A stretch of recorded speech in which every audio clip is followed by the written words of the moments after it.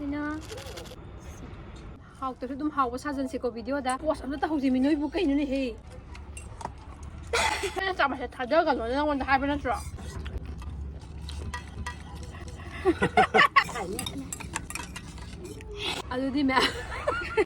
Hello guys, welcome back. Video se phajana su thagat pa ngamdaba budi natte video se kai hai tare namning ba pok ta hai tare ko namning ba su pok te hojik tawnari ba myam sina su namning ba su pok te ado khangde namning ba pok te ai video hojik kan ado duna ne ado adum khara budi dum thagat pa hawrage akhoi di hojik youtuber ojari bani na akhoi na hojik tanjari ba paisa ti youtube tagi khaji laksa paisa dona jaja bani secha bani da ko adu duna kai hai tare adu ofana oi taraga su hojik youtube da promotion gi adu advertisement gi haira ko se anamana su video se haidi thagat ning da bani na aina ko thagat ning da bani na aina ning da bani na kai hai tare atu anamana su promotion gi lakpa se anamana su ai haidok khrabane ro khangbra haidok khrabane ko na tawje hojik numai ti am haidok khrabane do hoi adu ne ado marak thagat video se su adu promotion yawrakani ko adum tasengna hai hauri sine adum yawrakani promotion guti ama adum sigi video su promotion budi mate abdi yawrakani adu dana sakhan ne adum sakhalo aduna adum somna kai tare adum sakhan adum sakhalo ko kai ti ko adi youtube to jari ko di promotions tagi advertisement tagi kidang plak ko sa aduna charger bani sechari bani natra sigi video se kai no ne siju aina hantak na video natte ai hoji ko chegi manak ta lei ko hoji ke aina thagala ko dor video se na aina yumda lei kan gi ne ba aina kemta nuai video de te do khangde dum mayam adum som pangeng mayeng nuai raga di khangde ado Nelson ne aine dum ne koi Singju Chamina ki video ne ko kemta dum chumna gi vlog ne do koi mukbang ne ba mukbang bude do koi hekta mukbang hekta taw ba se hekta phajana example oina mukbang taw da koi gi power ba koi gi manipur gi youtuber mukbanger hai dar ma'am lai de ko moi gi ta ta phajana namadi ka su ngam de ba ai di haite ba ko camera gi khutham adu da kem haite ba adu duna ne adu adum numitu du pangam nam gi bane video si gi marak thatna hai ba do ai hawra gi ko ado ma'am video si gi marak thatna hajikan ai gi skin ai hana adum video mamang da yeng ba mi oiraga de adum khangam gani CureSkin gi matang da ne hairak toise CureSkin do ai adum seasonary ba ko adum seasonary aduga every month moi gi skin care app to da kai hai tare skin test adai skin consultation kai loina phajana adum tawe ba every month khuding gi toy kai hai tare yamna adum aina mamang dum hai de moi gi CureSkin gi app se to ge batik yam convenient oi ba hai tara ga di moi da free consultation adai skin test free da loina to ba yare da na ko adu du khoi gi skin gi chana ba khoi gi skin gi khoi gi dry skin oi ba oily skin oi ba adai di acne prone skin oi ba any skin type makhan different ma'am lai da na ko adu du gi chana ba ai som sa eyeliner ja mu som gi skin du gi chana ba skin care kit moi da gi phang doi ni da ko ado ai skin care kit to amuka su uchar ke kai season ado ino kai ai gon da yawisna kai no have to so uchar ke boko ado CureSkin se kamaina use to ne ha matam na moi gi application se app store play store ani mak ta phang bane boko awda gi dum download to sholo adu duga sign in to rakan da dermatologist certified dermatologist ma'am lai bane ba aduga any amaga koi ga ke hani chat tawani bako adu duga chat tawrakan da moina question ma'am ha kane koi gi health problem adai di laidana nupi gi oiga nupi gi koi gi monthly period ki matang da haidi akhoi gi skin je koi gi health condition ga su yamna mari laina ba pot oi dana ko adugu masu adugi matang su phajana moina question ha kane to koina aseng ko adum khumbiyo ko aduga chana ba koi gi best akhoi gi skin care kit to moina koi da piraka doi ne ba ko pirakwa di free the paper na ko lai doi ne ba ko lai ro de adu tar ga su yam convenient oi dana ko moina kai no su khoi gi diet plan su adum habirakani ba ko adu ne ba gi previous video da aina healthy food tabagi ulakodo moina hairakpagi matung ina aisu daina chaba hobane bako ado dumaina dum chari edu duga nangi appointment matam oire ko lera dum notification su dum lakpane bako adu laga dum khoina haidi adum remind to birakodo aw ngasi di igi smaina igi skin test to bonu mini edu dum remind lakpi dana ko dain toraga dum haidi yam kanai haita skin test to by smaina khoina to sise igi before and after ne dum uchar ke smaina I skin jam thini improvement lai re bako ado ai product sing doi mathang uchar ke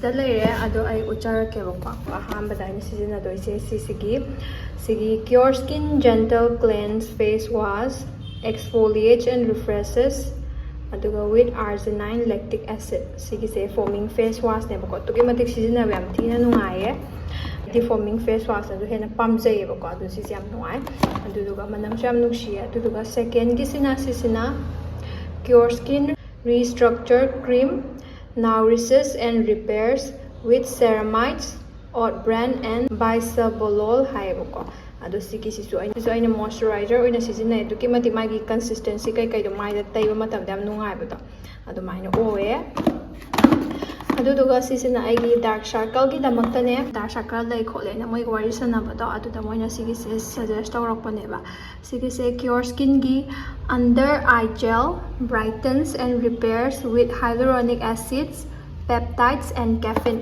magi sigi applicator sisu yam nungai bako magi applicator se sumaina tawe sizinabada eye cream gi damakta yam nungai ba under eye gel gi damakta ikon kon basina sisina CureSkin Mineral Sunscreen Gel Broad Spectrum UVA UVB NIR SPF 30 PA+++ with zinc oxide and prebiotics sis ma'am sine aige product sing se ma'am sizinabyo to kimatik nungai bane CureSkin se amtang CureSkin se experience to byo to ga kana blo do ma'am suksoi dana khangani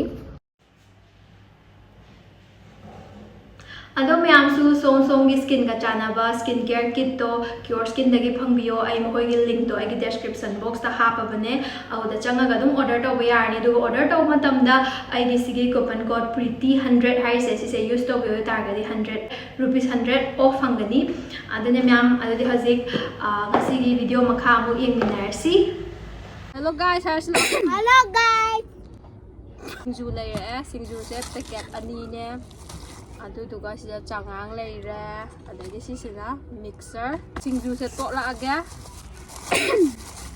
akan da martira su ko lok biri adui de ju dane sana yara yamna pakta wa de so de kadai da ro sakhi bai tai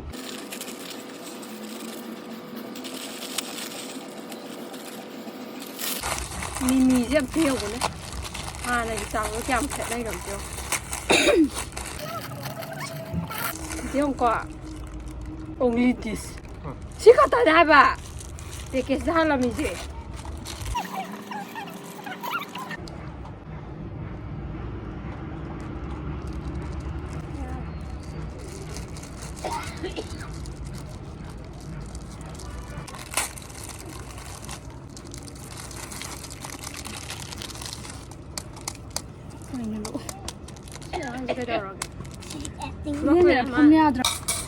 so bibula suba I don't know what happening nó tao cái không ngon lên có say mẹ ăn lên đi thì tốt thà cái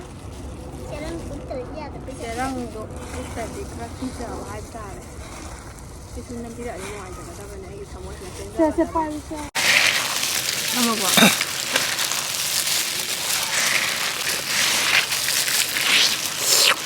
tình trùng đấy tình trùng ra là tin nhội đâu cái gì nó sao đâu lên được cả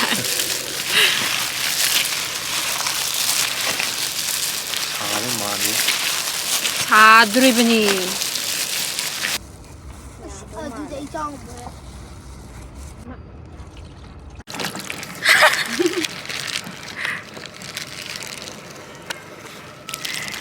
오케이 시 믹처 시리고 하오 도시야 디시기 님기세 이제 카리암나 하파 팜제이나 아이나 엑스트라 레이럭바니 망갈기 레이레 망갈 아따오바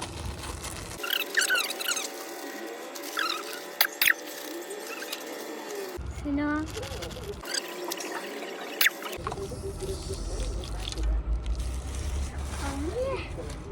하오가죠 나뭐 고비 잘 찰라게 가서 동마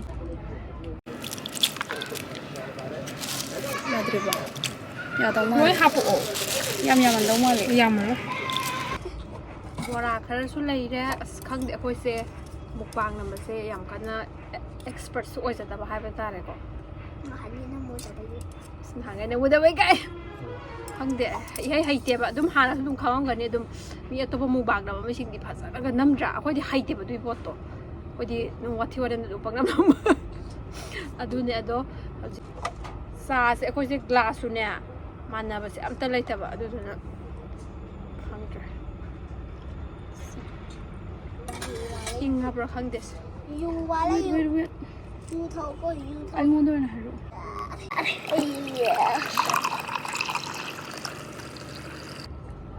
tꯧꯁꯦ ꯆꯤꯌꯔꯁ ꯇꯧꯁꯦ ꯃꯌꯥꯝ ꯍꯥꯎꯇ꯭ꯔꯁꯨ ꯑꯗꯨꯝ ꯍꯥꯎꯕ ꯁꯥꯖꯟꯁꯤꯀꯣ ꯚꯤꯗꯤꯑꯣꯗ Cheers! Si Pik na marum kaba ni mayam. Tara si nangi singju hom na kana piro hay bra? Yes sir. Angang nawa.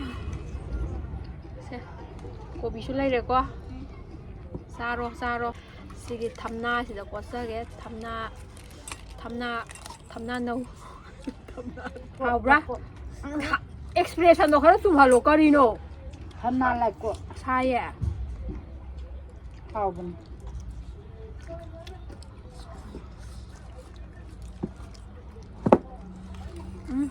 Tao ra ốc. Riêng gì cái yam tần. Yum de. Cái yao ya. This is pure vegetarian.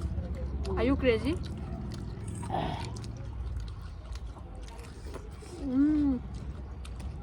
Hiện nhở, bảm vậy à? Cái gì? Mimi sinh rồi chứ hào vậy mà quá. Rồi làm không sao kì. Yao đến. Tụi mình sinh rồi chứ cả thằng ta ninh ra vào đó không vậy? Hai gì ăn hào? Hào bên này chơi. Hào cứ phải cả bà. Một sao rất nữa. Nâng khai đừng ngầm mọi phẳng. Mai kể nhá. Nó tùm thôi. Ball training cái chất tên à. Layer ôi đồ lắm nè. Ôi đồ này mà sản là hình đồ.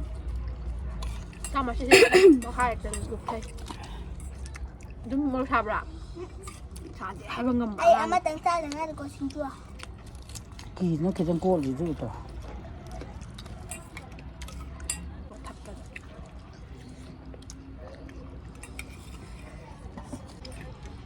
Puas ano ta hujim minoy bukay no ni he. Che. Kana no nang na sangang do payo. Bang. Ya sa. Exacto. Aso ko yon payo. Aso na. Ano nang na si payo. Acting taw ado ga. Nô. Tag zalo oh. Nô. Ye ko kimelada. Yare, saro. Dudu na sa ma sa thada ga lo na won hai ba na tro. Iraq na do le.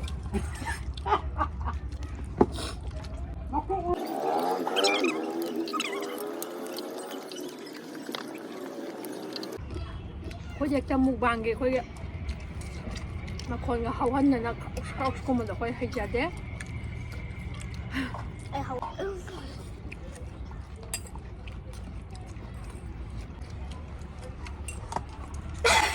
ngâm thế này sẵn khóc bắt tôi này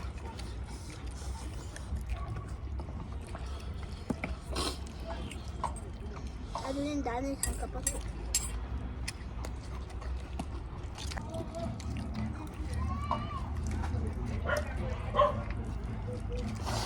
Mimi để phải hàn tam đừng cho hình nào. Bác không mong bụng. Sẽ mua đồ xào rồi hậu thì hậu ra đồ xào rồi mới gì chân nó mới nằm tơi vậy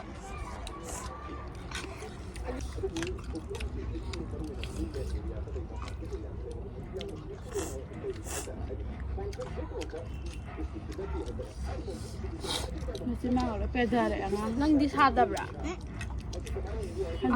한지 먹다 깝도래 마 사대 하이 마지막에 배달이 이제 아 던져고 고마운 가면 야 짠 하고 어쨌든 풋볼 그 산나 번때 야로 보고 사람이 지금 맞다 봐. 눈이 짜다면네 짠이야 나는 로켓 비워 tao 로켓 풋볼 온다네 나도 xa cái cọc ta thì rất biển cái cọc ta hay là ta ninh đi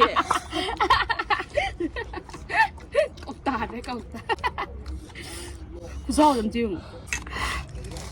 기세 뭐 합산 게? 하트. 나우. 진짜. 내 산중 나오래. 내 산중 거 뭡니까지? 아이 뭐 짜. 필요하죠? 이거 생각해. 풀 아까도 이제. 아니 비디오 그럼 너무 비벼. 잘하게 중앙대 좀 잘하가. 하왜 बता이. 미 비디오 거에 자 카메라 로가.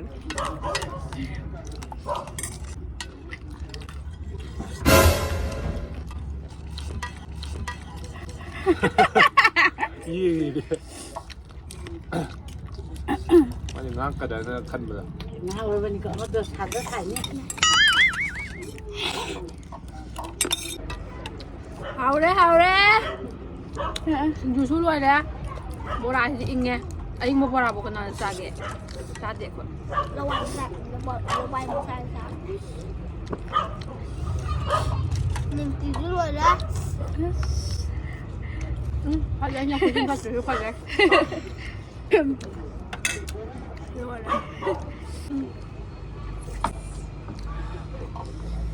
กำลัง 俺这都来了，妈，这都来了，妈，你那不仅个讲别的了，妈那都弄什么拍个脸，妈还是看了没有？啊，对的没？ยำเลี้ยงดีโดยฉันและแกดูซาบสู้ด้วยนะบัดนี้นะยำนุ่งไงจะเรียกค่อยผู้ซาบยังมีไว้แต่บางแต่ยำแบบโบริ่งบุกบางสู้ยังมีไว้แต่บางแต่ที่มายำบายบายเต้าดีซาบเลยเพ่งยังไงอ่ะปักแต่ว่ามือบามนะมือด้วยมือได้มือกลางเนี่ย